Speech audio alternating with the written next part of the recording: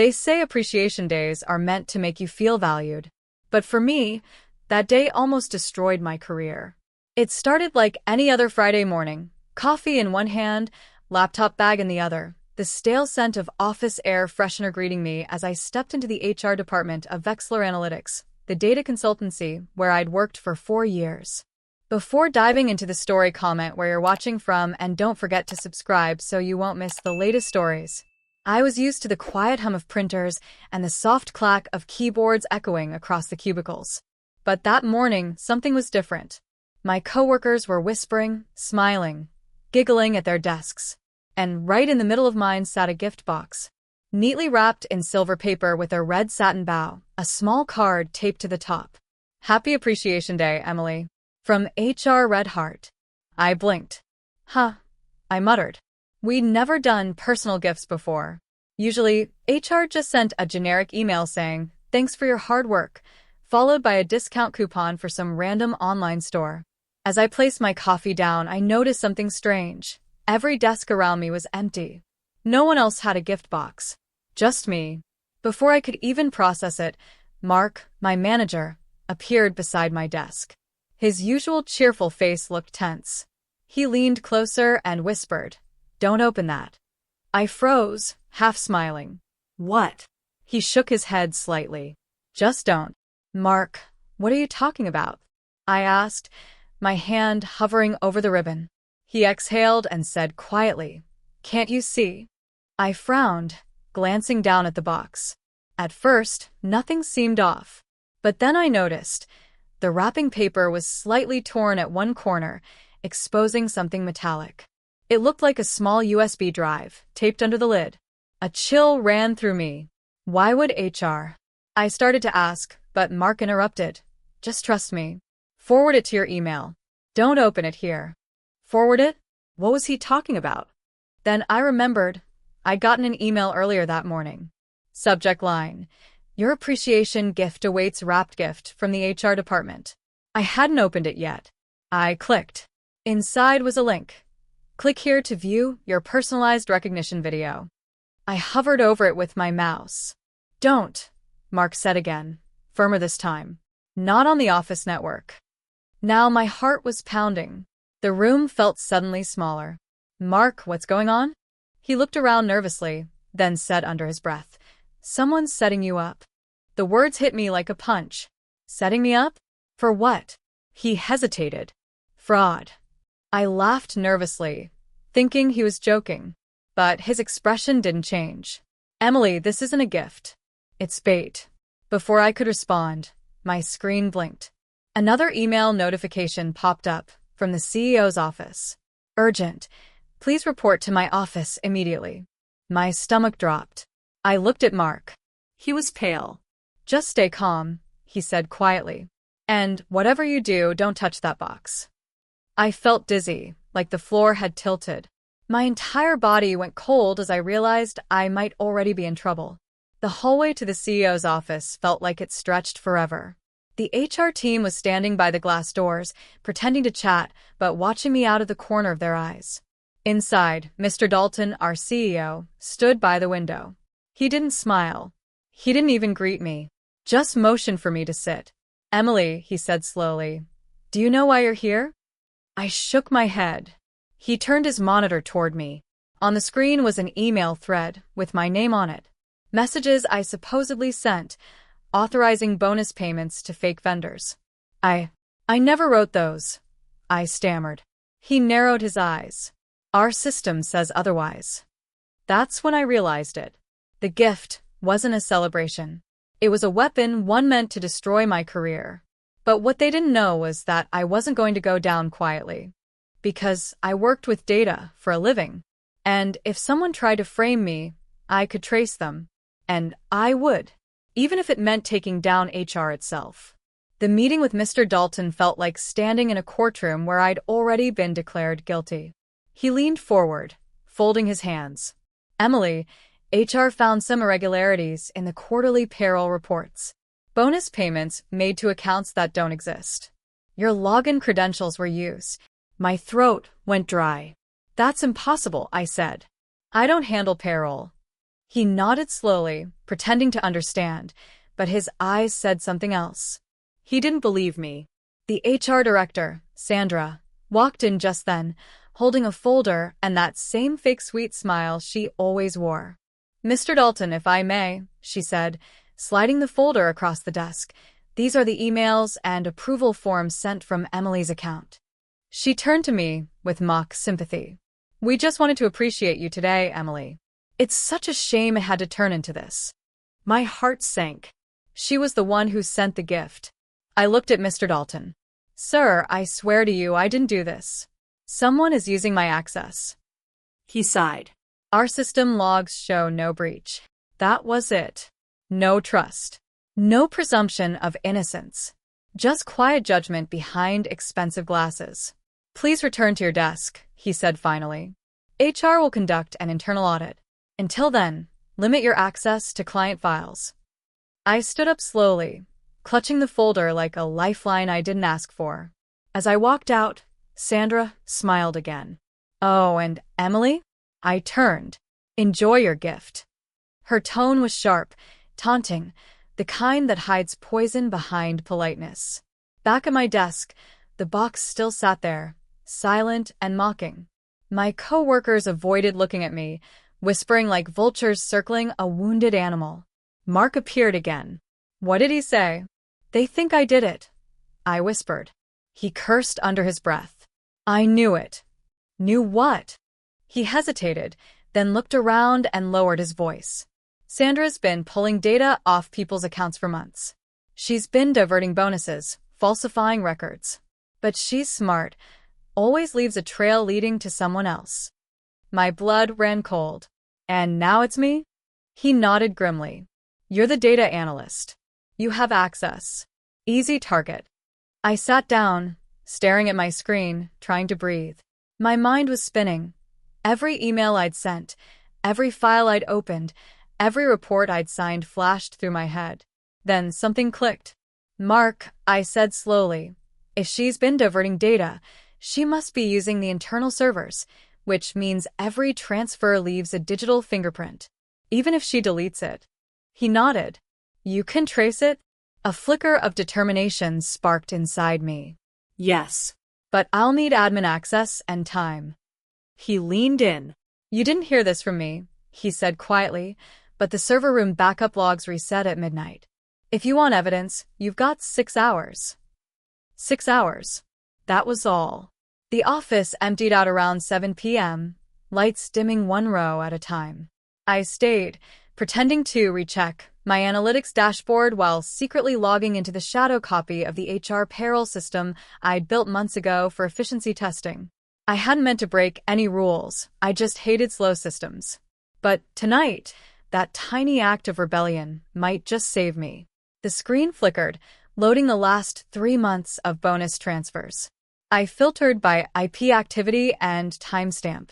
Then I saw it, a duplicate pattern of logins using my credentials, but from a completely different location, the HR office at 2:13 a.m.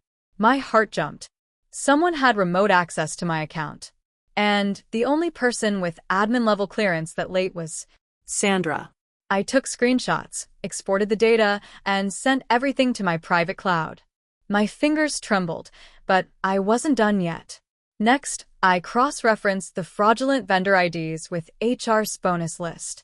All 5 fake vendors were connected to one shell company, RS Consulting, registered under Sandra's husband's name. My stomach turned. This wasn't just fraud, it was millions in stolen funds.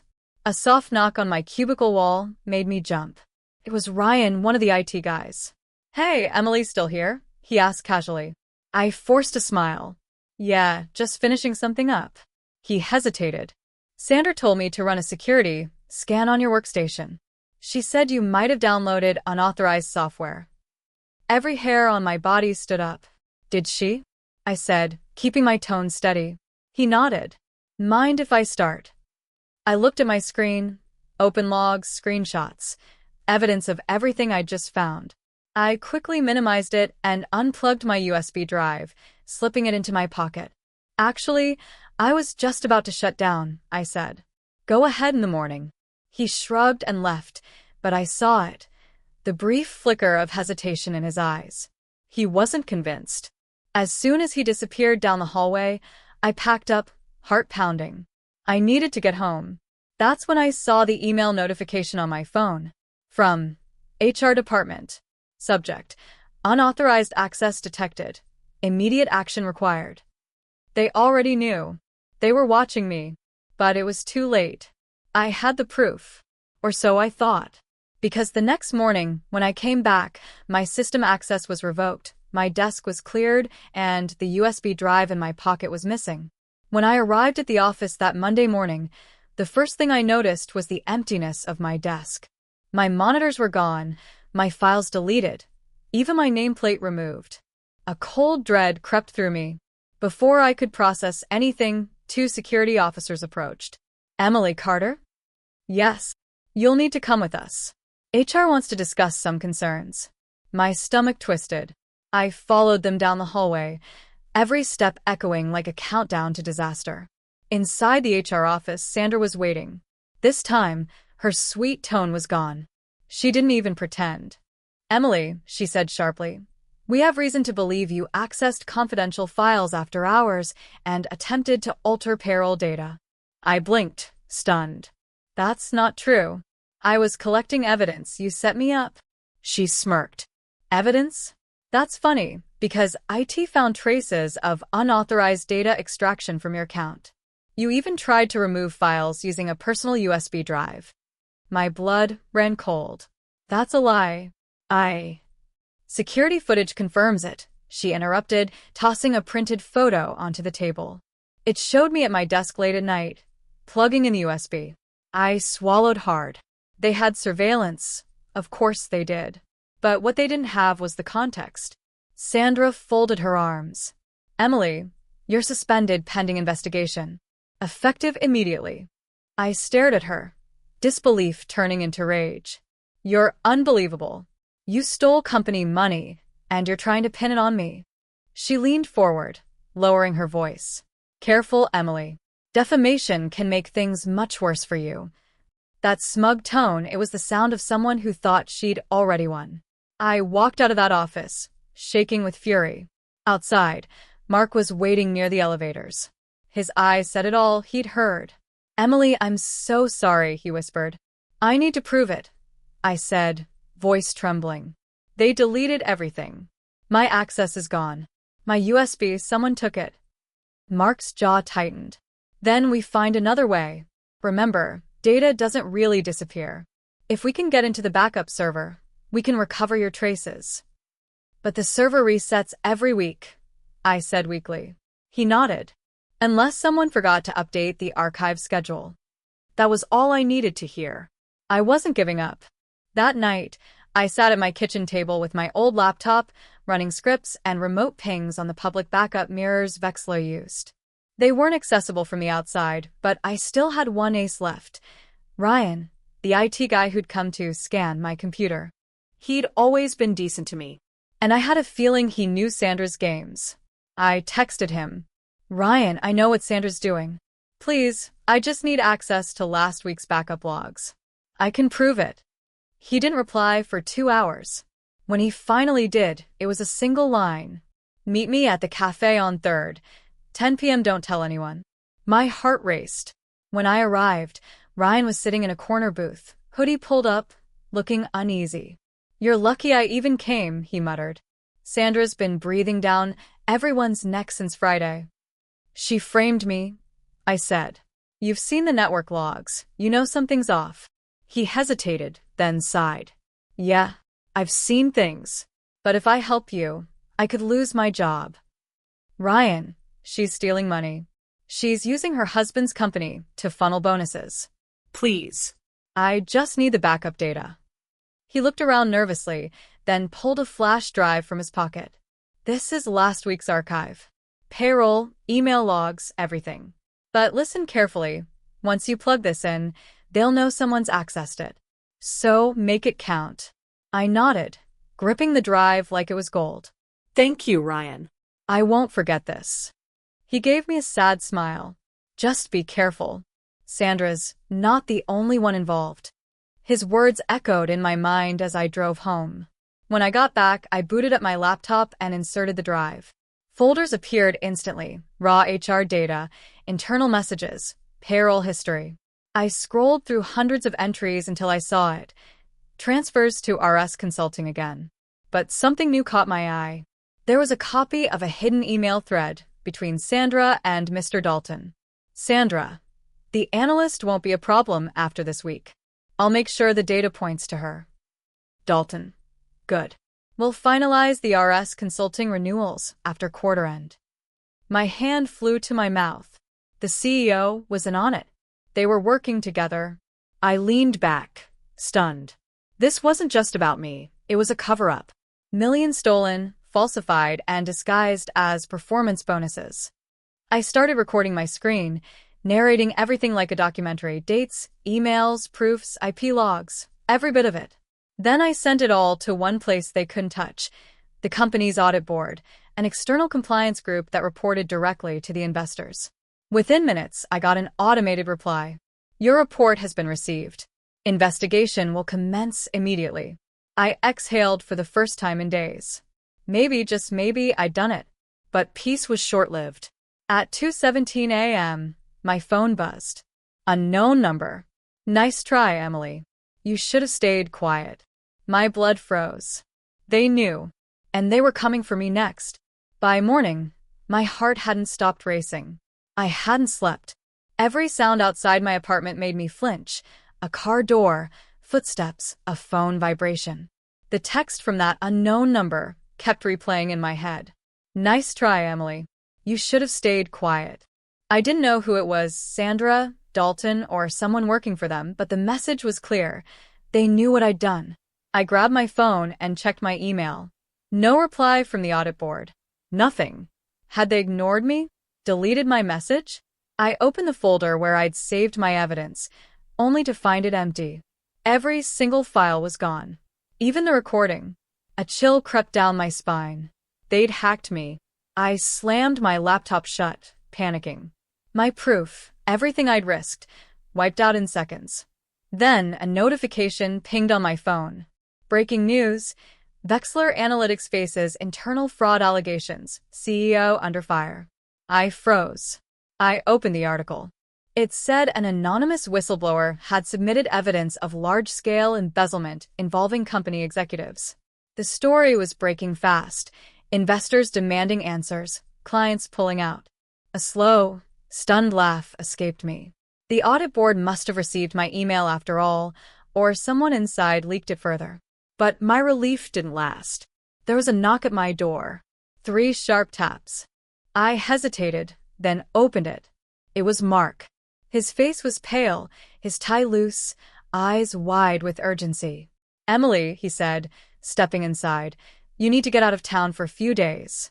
What? Why? Dalton's furious. HR's blaming you publicly, saying you leaked confidential data to the press. They've filed a police report. What? I gasped. They can't. I didn't. I know, Mark interrupted, lowering his voice. But they're panicking. Sandra's deleted half the company records. Dalton's in hiding, and IT's tracing your email logs.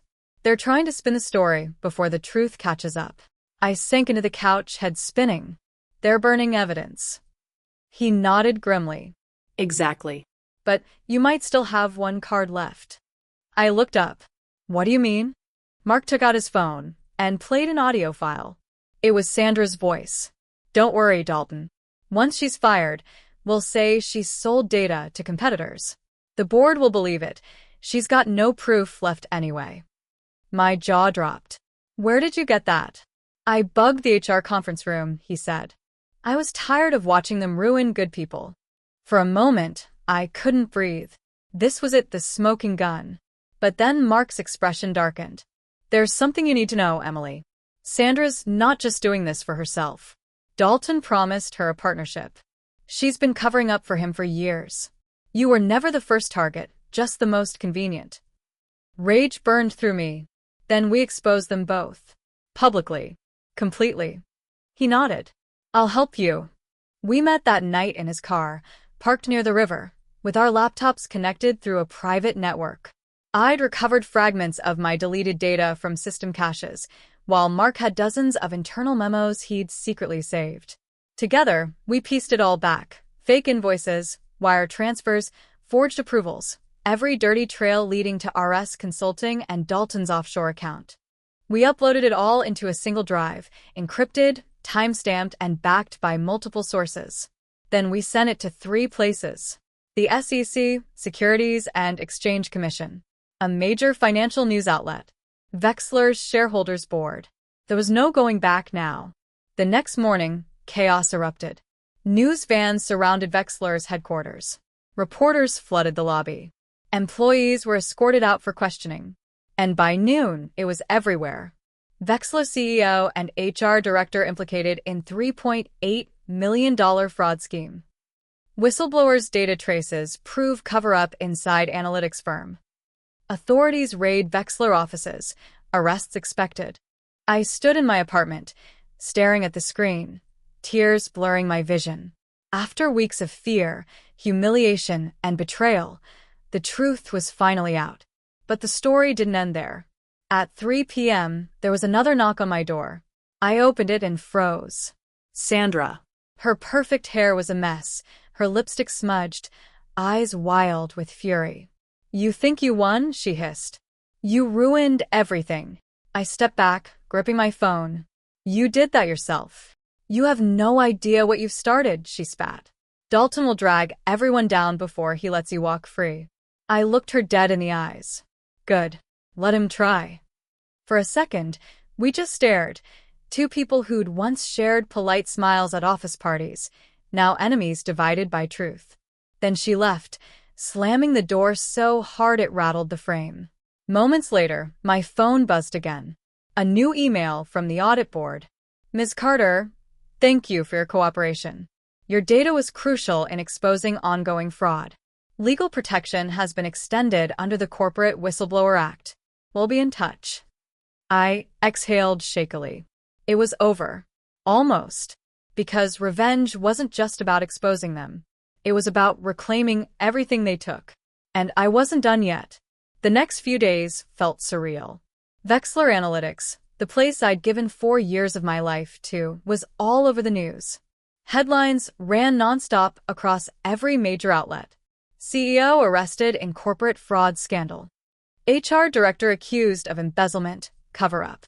Whistleblowers' evidence unravels $1 million scheme. My phone wouldn't stop buzzing. Calls from former coworkers, reporters, even old college friends. Some congratulated me. Others wanted my side of the story. I stayed silent. Not out of fear. Out of peace. For the first time in weeks, I wasn't terrified of opening my laptop. I wasn't scared someone was watching me. The paranoia, the sleepless nights, the anxiety, it all started to fade. Still, there was one thing left I needed to do. The company had frozen operations, but I had one more meeting to attend, the shareholders' emergency board session, where they'd announce the leadership changes and legal proceedings. I almost didn't go, but something inside me said I had to see it through. When I arrived, the atmosphere was electric, reporters outside, security everywhere, people whispering in corners. Inside the boardroom, I saw Dalton for the first time since that day in his office. He looked nothing like the confident executive I remembered. His suit was wrinkled, his tie loose, his eyes hollow. The FBI had already questioned him. Beside him sat Sandra, her once perfect poise replaced by cold silence. No smile. No control. Just fear. As I entered, heads turned. People whispered my name. Dalton's gaze met mine. Pure hatred mixed with defeat. He wanted to say something, but the board chair spoke first. "Ms. Carter," he said kindly, "thank you for being here. Your cooperation and data integrity have been invaluable.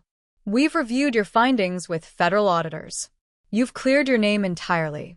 A wave of relief washed through me. Then he added, "And we'd like to offer you a new position." I blinked. "I'm sorry, what?" He smiled faintly. "We're rebuilding Vexler from the ground up. We need someone who understands data and ethics. Someone who can make sure this never happens again." For a second, I was speechless. Dalton's fists tightened. Sandra's head jerked toward me, eyes burning with disbelief. I didn't gloat. I didn't smirk. I just smiled softly. "Thank you," I said. "But I think I've had enough of Vexler." The chair nodded. "Understood. Whatever you decide, the company owes you a debt of gratitude." As I stood to leave, Dalton finally spoke. His voice was gravel. "You think you're a hero, Emily? You destroyed everything." I turned slowly, meeting his glare. "No, Dalton. You destroyed it. I just made sure everyone saw it happen." For a long moment, silence filled the room. Then I walked out, and for the first time in months, I felt free. Outside, the sun was bright. Too bright, almost blinding after weeks of darkness. I stood there for a while, breathing in the crisp air, feeling the weight lift from my chest. That night, I packed up my apartment, closed my laptop, threw out old work badges, and deleted every reminder of Vexler from my life. But I didn't disappear. A month later, I launched my own data ethics consultancy. I named it Reclaim Analytics. We specialized in auditing corporate transparency, helping companies prevent the very kind of fraud that tried to destroy me. My first client? A tech startup whose CEO had personally reached out after seeing my story online. He said, "We need someone who isn't afraid to stand up to corruption." I smiled and said yes. Sometimes, late at night, I still think about that gift box. That tiny silver package with a red ribbon that started it all. The moment that almost ended my career but instead redefined it. It taught me something powerful. Revenge doesn't always mean destroying someone. Sometimes it means outlasting them, outgrowing them, becoming everything they said you couldn't be. A few weeks later, I received a plain brown envelope in my office mail. No return address. Inside was the original USB drive, the one I thought had been stolen. And a note. "You deserve to win. M. Mark." I smiled. He'd left the company right after the scandal, vanished quietly. But wherever he went, I hoped he found peace too. Because in the end, revenge isn't just justice, it's survival. And surviving with your integrity intact? That's the best revenge of all. If you enjoyed this story of truth, courage, and revenge, make sure to like, subscribe, and turn on the notification bell so you never miss another story from Revenge Files.